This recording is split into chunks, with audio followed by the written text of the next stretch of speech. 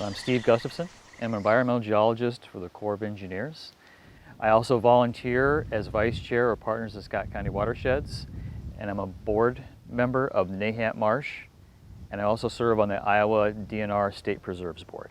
I've been dealing with the environment in various ways throughout my career. Right after college, I was in consulting and did a lot of groundwater and soil contamination remediation projects in Iowa and Illinois.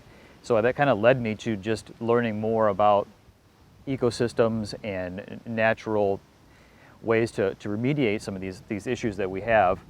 After I left consulting, I worked for the Corps of Engineers. At that same time, I started doing a little bit more volunteering some of these organizations on a kind of low-level basis, and then realized that I would be able to offer some of these skills in my normal day job to these organizations that don't normally have a science guy, basically, or an environmental guy.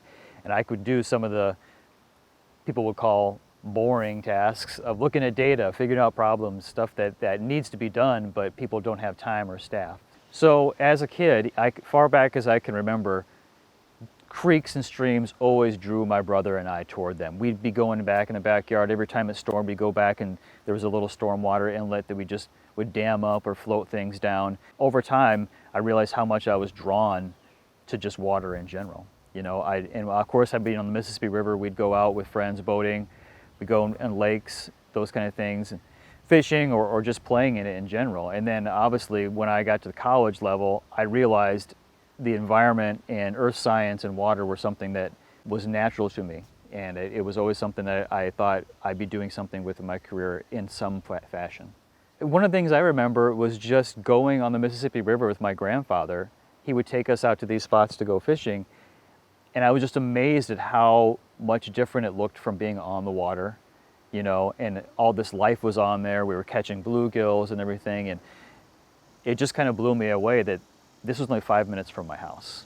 This is really part of our backyard that I think a lot of people don't have that advantage of, even living an hour away from the Iowa border. I just kind of look at it like it's what God directed me to do. He gave me this desire and talents to deal with things that some people may feel as mundane or not important. Well, it's important to me.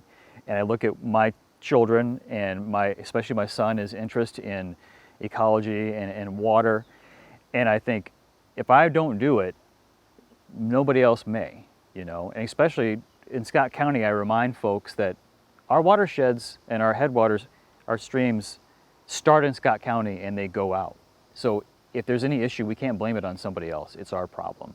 And really, like I said, I feel like I've got that desire, and I don't like to boast, but talents and stuff to deal with some of these problems. And I look forward to it. I actually enjoy working on these things. If it's a challenge, I kind of look at it as, let's see if I can figure this out.